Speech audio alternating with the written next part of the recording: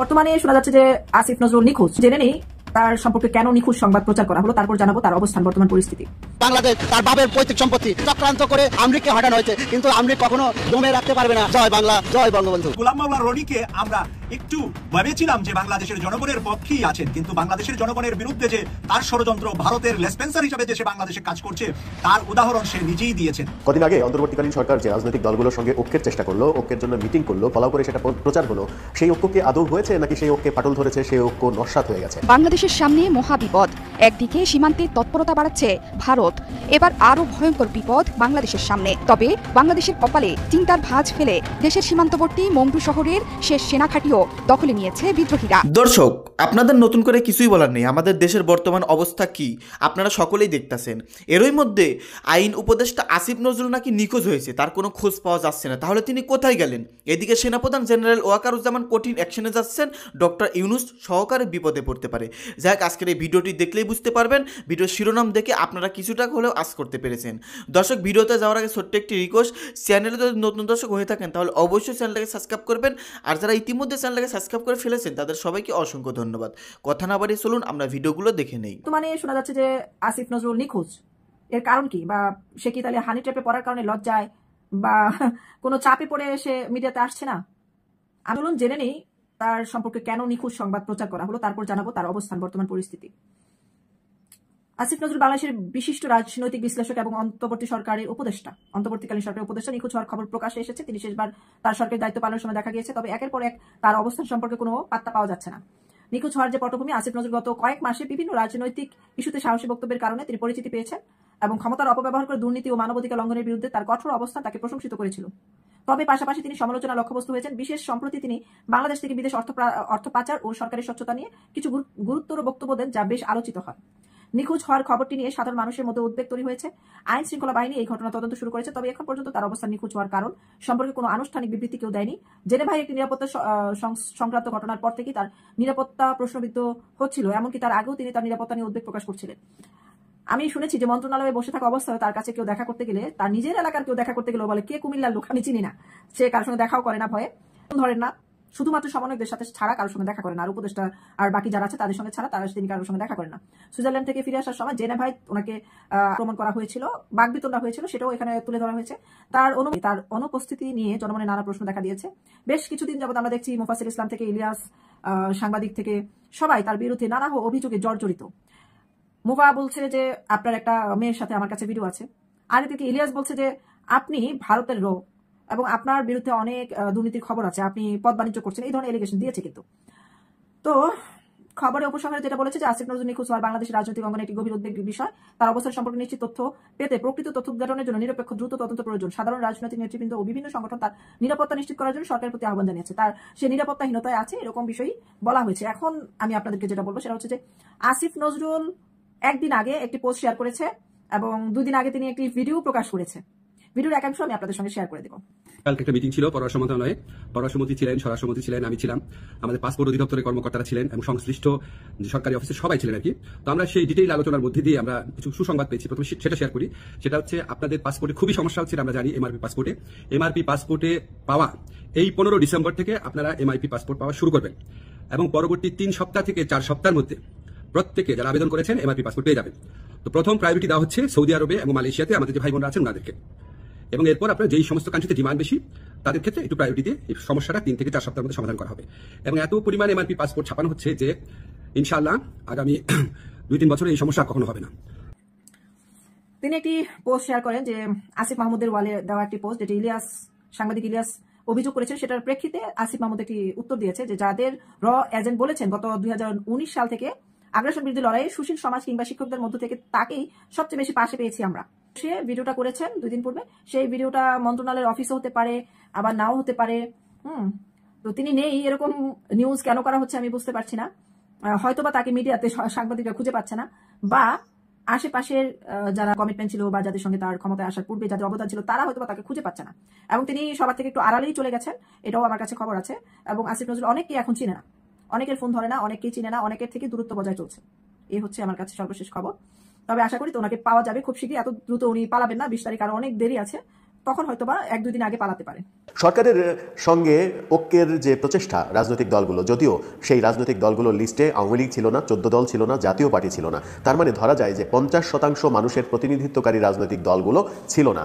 বাকি 50%-এর যদি আমি 40% ধরি বিএনপিকে, 35 থেকে 40% ধরি বিএনপিকে, জামাতকে যদি 10% ধরি 45%, আর অন্যান্য সব মিলিয়ে 5%, এই 50%-এর সঙ্গে সরকার ঐক্য করার চেষ্টা করেছে। কিন্তু বৃহৎ একটা জনগোষ্ঠী 50%-এর সঙ্গে ঐক্যের প্রচেষ্টা না করেও শুধু 50%-এর সঙ্গে ঐক্যের প্রচেষ্টাও কি শেষ পর্যন্ত সফল হচ্ছে কিংবা সফল করতে পেরেছে সরকার, নাকি সেই ঐক্য প্রচেষ্টা নষ্ট হয়ে গেছে, ধূলিসাৎ হয়ে গেছে? সেই প্রশ্ন এসেছে উপদেষ্টা নাহিদ ইসলামের সেই মন্তব্যকে কেন্দ্র করে, যে মন্তব্যে তিনি বলেছেন যে রাজনৈতিক দলগুলো নাকি সরকারকে, এই অন্তর্বর্তীকালীন সরকারকে ব্যর্থ করার চেষ্টা করছে। অর্থাৎ বিএনপি, জামাত সহ যে রাজনৈতিক দলগুলো সরকারের সঙ্গে ছিল বলে আমরা সাধারণ অর্থে ধরে নিই কিংবা আলোচনা করতে চাই, সেই দলগুলো সরকারের সঙ্গে থাকছে না, সরকারের সঙ্গে থাকবে না, সরকারকে এক ধরনের ব্যর্থ করার চেষ্টা করবে, সেরকম পর্যায়ে মনে হচ্ছে উপদেষ্টা নাহিদের বক্তব্যে। এবং উপদেষ্টা নাহিদের এই বক্তব্যে চরম হুঁশিয়ারি দিয়েছেন বিএনপি মহাসচিব মির্জা ফখরুল ইসলাম আলমগীর। মির্জা ফখরুল ইসলাম আলমগীর যেটা বললেন সেটা কিন্তু মারাত্মক। তিনি বললেন যে এই ধরনের বক্তব্য সরকারকে শুধু ব্যর্থই করবে না, আমাদের আন্দোলনকে পর্যন্ত ব্যর্থ করবে। যে কোনো কথা বলার সময় ভেবে চিনতে বুঝে শুনে বলতে হবে। এমন কথাও বলেছেন যে উপদেষ্টা নাহিদের বয়স কম, হয়তো রক্তের তেজ বেশি, তিনি সেইভাবে কথা বলতে পারেননি কিংবা বোঝাতে পারেননি, কিন্তু যদি এটা বুঝে শুনে বলে থাকেন তাহলে তিনি তার বক্তব্য অতি শীঘ্রই উইথড্র করবেন, এমনটাও কথা বলেছেন মির্জা ফখরুল ইসলাম। তার মানে বিএনপির সঙ্গে সরকারের এক ধরনের বিরোধ তৈরি হয়ে গেছে। মির্জা ফখরুল যখন এই কথা বলছেন, ওদিকে রিজভী মেপে মেপে কথা বলার কথা বলছেন, উপদেষ্টাদের উদ্দেশ্যে তিনি বলেছেন মেপে মেপে কথা বলতে। বিএনপির সঙ্গেই সব থেকে বেশি সম্পর্ক নষ্টের ঘটনা ঘটতে যাচ্ছে এমনটাই মনে হচ্ছে। জামাত এখনও এই ব্যাপারে কোনো প্রতিক্রিয়া যখন দেয়নি, তখন জামাতের এক ধরনের স্বীকৃতি সরকারের রয়েছে কিনা সেই আলোচনাও কিন্তু রয়েছে। কিন্তু বিএনপির সঙ্গে যদি ঐক্য করতে সরকার ব্যর্থ হয়, যেমন পরিবেশ উপদেষ্টা ডক্টর রিজওয়ানা তিনি বলেছেন রাজনৈতিক দলগুলোই যদি সংস্কার করতে পারত তাহলে গত 53 বছরে তারা কেন সংস্কার করতে পারলো না, গত 53 বছরে তারা যেটা পারেনি সেটার জন্য আমাদের কেন আসতে হলো, যদি তারাই পারতো তাহলে আমাদের তো প্রয়োজন ছিল না, আমরা কেন আসলাম? এই কথা বলে ডক্টর রিজওয়ানা আবার আগুনে ঘি ঢেলে দিয়েছেন। তার মানে হচ্ছে উপদেষ্টা পরিষদ এক ধরনের প্রত্যয় নিয়েই বসে আছে যে তারা যে কোনো মূল্যে তাদের সমস্ত পরিকল্পিত সংস্কার করবে, সেটা 5 বছর লাগুক 10 বছর লাগুক, সংস্কার করে তারপরে তাদের সুবিধা মতো সময়ে নির্বাচন দেবে। এই সুবিধা মতো সময়ে নির্বাচন দেবে, এই প্রসঙ্গে যদি তারা যেতে চায় তাহলে জাতীয় ঐক্যে যে ফাটল ধরেছে অলরেডি সেটা বলাই যায়, জাতীয় ঐক্য যে আর নেই সেটাও বলা যায়। তো জাতীয় ঐক্য 50% রাজনৈতিক দলের সঙ্গে জাতীয় ঐক্যই যদি টেকাতে না পারে এই সরকার, অনেকে বলছেন যে ডক্টর ইউনূস সহ উপদেষ্টাদের কথাবার্তার মধ্যে এক ধরনের প্রতিশোধ পরায়ণতা রয়েছে, বিশেষ করে আওয়ামী লীগের ক্ষেত্রে। প্রতিশোধ পরায়ণতা নিয়ে কোনো ভালো কাজ করা যায় না এমন মন্তব্যও কিন্তু অনেকে করছেন। আওয়ামী লীগের কথা যদি বাদও দিই, আওয়ামী লীগকে তারা গোনায় ধরছেন না, 14 দলকে তারা গোনায় ধরছেন না, জাতীয় পার্টিকে গোনায় ধরছেন না। এই গোনায় না ধরাটা কোন পর্যায়ে যাবে একটা সময় সেটা ভবিষ্যৎই বলে দেবে। কিন্তু যাদেরকে গোনায় ধরছেন তাদের সঙ্গেও ঐক্য টিকাতে পারছেন না, নিজেদের ইচ্ছা মতো সরকার পরিচালনা করতে চাচ্ছেন, নিজেদের মতো সংস্কার করতে চাচ্ছেন, এবং এই সংস্কারের মেয়াদ কবে নাগাদ নির্বাচন হবে, কবে নাগাদ তারা নির্বাচন দেবেন, আদৌ নির্বাচন দেবেন কিনা, নাকি তাদের অধীনে কিংস পার্টি, ছাত্ররা যে দল তৈরি করতে চাচ্ছে সেটা সরকারের ছত্রছায়ায় কিংস পার্টি হিসেবে তৈরি করে সেই দলকে মজবুত করে সেই দলকে নির্বাচনে নিয়ে এসে নির্বাচনে জয়লাভ করানোর চেষ্টা করবেন, সেই ইকুয়েশনগুলো কিন্তু তৈরি হয়ে গেছে। বিএনপি আমার মনে হয় যে এখনো পরিপূর্ণভাবে বুঝতে পারেনি ইউনূস সরকারের মূল পরিকল্পনাটা কি, কোন দিকে যাচ্ছে এই সরকার, কোন কোন ইস্যু নিয়ে তারা আগাচ্ছে। বিএনপি কিছু কিছু যখন উপদেষ্টাদের বেফাস কথাবার্তা যখন প্রকাশ্যে আসছে তখন হয়তো তার প্রতিক্রিয়া জানাচ্ছে, কিন্তু মোটা দাগে বিএনপি এখনো বুঝতে পেরেছে কিনা যে এই সরকার আদৌ নির্বাচন খুব সহসা দেবে না, খুব সহসা যে দেবে না সেটা উপদেষ্টা নাহিদ এবং ডক্টর রিজওয়ানার কথাতে স্পষ্ট হয়েছে সর্বশেষ। ডক্টর রিজওয়ানা যেভাবে বললেন যে 53 বছরে আপনারা পারেননি, যেটা পারেননি তার জন্য আমাদের আসতে হয়েছে, আমাদের কেন তাহলে আসতে হলো, আমরা তো ভালোই ছিলাম, আমরা কাজ কাম ভালোই করছিলাম, আমাদের কেন আনা হলো, আমাদের উপদেষ্টাদেরকে কেন আনা হলো, আমাদের উপদেষ্টারা তো তো ঠিকঠাকভাবে কাজই করছিলাম, আমরা নিজেদের জায়গায় ভালো ছিলাম, এখানে এসে অযথা এই ঘোর প্যাচের মধ্যে কেন পড়লাম, এরকম নানা রকমের কথা কিন্তু তার মুখ থেকে বেরিয়েছে। এখন বাস্তবতা হলো ওককে ফাটল ধরেছে, এটা এখন দৃশ্যমান সত্য। এই ফাটল ধরা ওককে ডক্টর ইউনূসের সরকার আবারও ফাটল মেরামত করতে পারবেন, নাকি এই ফাটলটা আরও বড় হবে, বালির বাঁধের মতো ধসে পড়বে সবকিছু, সেটাই এখন দেখার বিষয়। বাংলাদেশের সামনে মহাবিপদ। একদিকে সীমান্তে তৎপরতা বাড়াচ্ছে ভারত। বেশ কয়েকদিন আগে পুরীতে সামরিক মহড়া চালায় দেশটি। এরপর বঙ্গোপসাগর থেকে জেলেসহ মাছ ধরার ট্রলার ধরে নিয়ে গেছে ভারতের কোস্টগার্ড। এবার আরও ভয়ঙ্কর বিপদ বাংলাদেশের সামনে। পতনের মুখে পড়েছে প্রতিবেশী দেশ মিয়ানমারের জান্তা সরকারও। দেশটির রাখাইন প্রদেশের প্রায় সবগুলো গুরুত্বপূর্ণ শহরই এখন আরাকান আর্মির দখলে। তবে বাংলাদেশের কপালে চিন্তার ভাঁজ ফেলে দেশের সীমান্তবর্তী মংডু শহরের শেষ সেনাঘাঁটিও দখলে নিয়েছে বিদ্রোহীরা। মংডু জান্তার হাতছাড়া হয়ে যাওয়ার কারণে বাংলাদেশ মিয়ানমারের প্রায় 350 কিলোমিটার সীমানার পুরোটাই চলে গেল আরাকান আর্মির নিয়ন্ত্রণে। সেখানকার সেনাঘাঁটি দখলের সময় বন্দী করা হয়েছে ফাঁড়ির কমান্ডার ব্রিগেডিয়ার জেনারেল থুরেইন তুনকে। শহরটির শেষ সেনাঘাঁটি দখলের মাধ্যমে বাংলাদেশের কক্সবাজার লাগোয়া মিয়ানমারের রাখাইন প্রদেশের সম্পূর্ণ এলাকা নিয়ন্ত্রণে নিল সশস্ত্র বাহিনী। এরই মধ্যে বাংলাদেশের ওপর নেতিবাচক প্রভাবও পড়তে শুরু করেছে। নাফ নদীর ওপরে যে কোনো ধরনের পরিবহন বন্ধ রাখার নির্দেশ দিয়েছে আরাকান আর্মি। এমনকি সরকারের সেনাবাহিনীর সঙ্গে যুক্ত পুলিশ এবং স্থানীয় মুসলিমরা নৌকায় করে বাংলাদেশে পালানোর চেষ্টা করায় এমন নির্দেশ দেওয়া হয়েছে বলে জানিয়েছে তারা। আরাকান আর্মির মংডু দখলের পর দুশ্চিন্তার কালো মেঘ আকাশে উঠছে বাংলাদেশের। আরাকান আর্মির এমন সিদ্ধান্তে এরই মধ্যে সমস্যায় পড়ে গেছে বাংলাদেশের জেলেরা। এমনিতেই 2017 সাল থেকে প্রায় 12 লাখ রোহিঙ্গার ভার বইছে বাংলাদেশ। মিয়ানমারের রাখাইন রাজ্যে মূলত বসবাস করে মুসলিম রোহিঙ্গারা। সেই রাজ্যই এখন সশস্ত্র আরাকান আর্মির দখলে। এর ফলে বর্তমানে সংকটজনক পরিস্থিতিতে বাংলাদেশে আবারও নামতে পারে রোহিঙ্গাদের ঢল। বাংলাদেশে থাকা রোহিঙ্গাদের ফেরত নেয়ার ব্যাপারে এখনও আরাকান আর্মির অবস্থান নেতিবাচক। রোহিঙ্গা সংকট তীব্র হওয়ার পাশাপাশি বাংলাদেশ মিয়ানমার সীমান্তে বেড়ে যেতে পারে অস্ত্র এবং মাদকের চোরাচালান। অরক্ষিত হয়ে পড়তে পারে সীমান্ত এলাকা, বেড়ে যেতে পারে সংঘাত সহিংসতা। এরই মধ্যে তেমন ঘটনাই ঘটছে টেকনাফ এবং সেন্ট মার্টিন এলাকায়। আরাকান আর্মির গোলাগুলির আঁচ এসে পড়েছে এপারেও। যদিও সীমান্তে বাংলাদেশের সীমান্তরক্ষী বাহিনী আছে কড়া পাহারায়, তা সত্ত্বেও স্থানীয়দের আতঙ্ক বেড়েই চলছে। সীমান্ত এলাকার পাশাপাশি বঙ্গোপসাগরেও বাংলাদেশের বিপদ বেড়েছে। খবর এসেছে ভারতের সাথে সাথে আরাকান আর্মিও বাংলাদেশের জেলেদের ধরে নিয়ে যাচ্ছে। পরে অবশ্য আরাকান আর্মি তাদের ফেরত দিয়েছে। শুধু তাই নয়, সাগরে বাংলাদেশের জাহাজ চলাচলেও কড়াকড়ি আরোপ করেছে প্রতিবেশী দেশটি। বঙ্গোপসাগরের নিরাপত্তার ব্যাপারটি এই মুহূর্তে গুরুত্বপূর্ণ হয়ে উঠেছে বাংলাদেশের জন্য। সাম্প্রতিক সময়ে বঙ্গোপসাগরে তেল গ্যাস অনুসন্ধানে 7টি বিদেশি কোম্পানি দরপত্রের নথি কিনেছিল শুরুতে।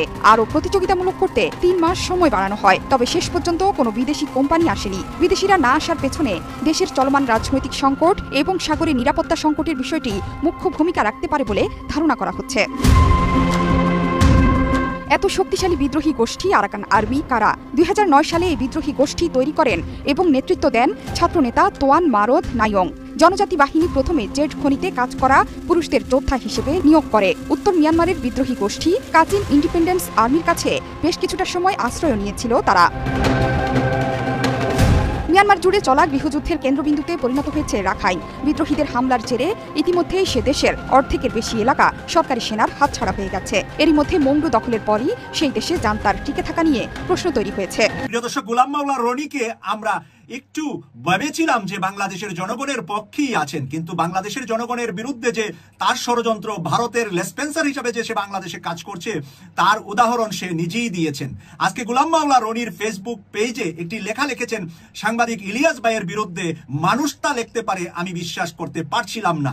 তাই আমি আপনাদের সামনে গোলাম মাওলা রনির ফেসবুক আইডি থেকে হেডলাইনটা পড়ে শোনাচ্ছি, তারপরে দর্শকরা কি বলেছে, কি কমেন্টস লেখে গোলাম মাওলা রনিকে উলঙ্গ করে দিয়েছে, তা আপনাদের সামনেও তুলে ধরব। প্রিয় দর্শক, সর্বপ্রথমে গোলাম মাওলা রনি যা লিখেছে, আমেরিকা বসে ভিনদেশের দাতাল শুয়োরের পয়দা এবং সেগুলোর লালন পালন শেষে মানুষের বিরুদ্ধে লেলিয়ে দেওয়ার ক্ষেত্রে সম্প্রতি এক কুলাঙ্গারের সফলতা নিয়ে দেশে বিদেশে বিতর্কের ঝড় উঠেছে। শুয়োরের বাচ্চা, শুয়োর বলা, এরকম কথা বলা গোলাম মাওলা রনির কাছ থেকে আমি আশা করি নাই। কিন্তু আজকে প্রিয় দর্শক, আপনারা গোলাম মাওলা রনির ফেসবুক পেজে গিয়ে, আপনারা গোলাম মাওলা রনির আইডিতে গিয়ে চেক করে দেখতে পারেন আমার কথার সততা কতটুকু।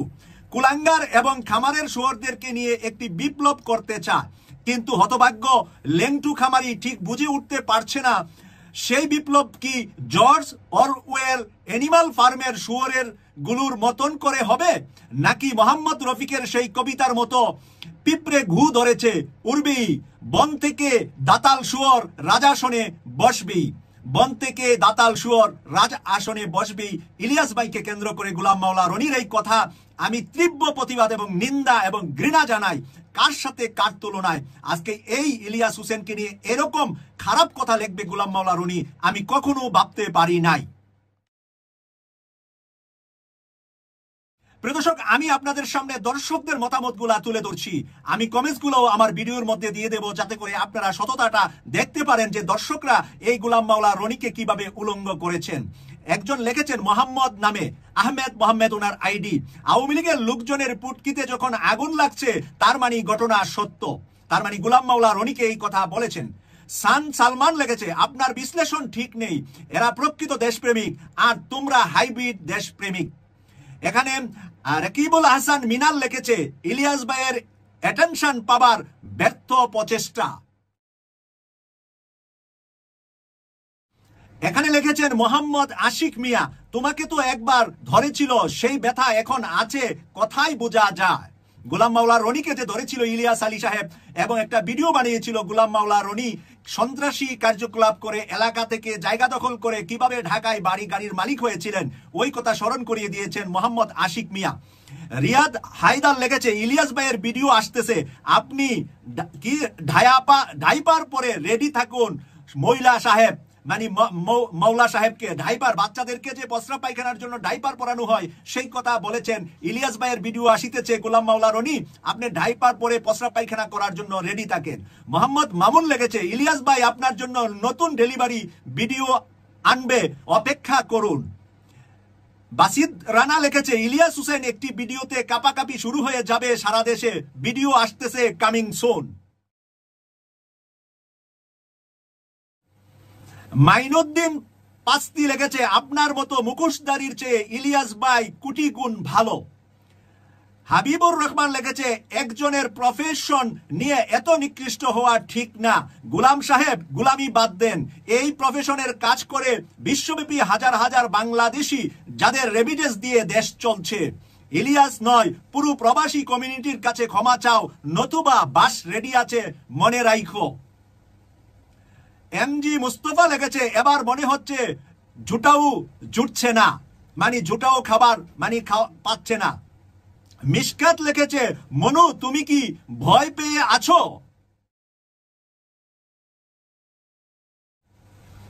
শরীফ মাহমুদ লিখেছে আহারে ডরান নাকি নাম নিয়া, ক্লিয়ার করতে সমস্যা কি, তবে আপনি না বললেও আমরা জানি ইলিয়াসের কথা বলছেন, যার পর থেকে আর টকশুতে এর খানা পাচ্ছেন না, টকশুতে খানা কমে গিয়েছে রনির এই কথা বলেছেন। আনাস বিল্লা লিখেছে পোল্টি মেরেছে রনিকে বললেন। হেজ যে ফারুক লিখেছে আপনার মুখোশটা সঠিকভাবে উন্মোচিত হোক, আপনি কোন খামারের সেটা মানুষ জনগণ জানুক, মানে শুয়োরের কোন খামারের রনিকে এবার দর্শক লিখলেন। নুরুল ইসলাম লিখলেন উপরে গরম পানি পড়লে চেঁচামেচি করাটা স্বাভাবিক, মানে উবারম্যানের কথায় সততা আছে।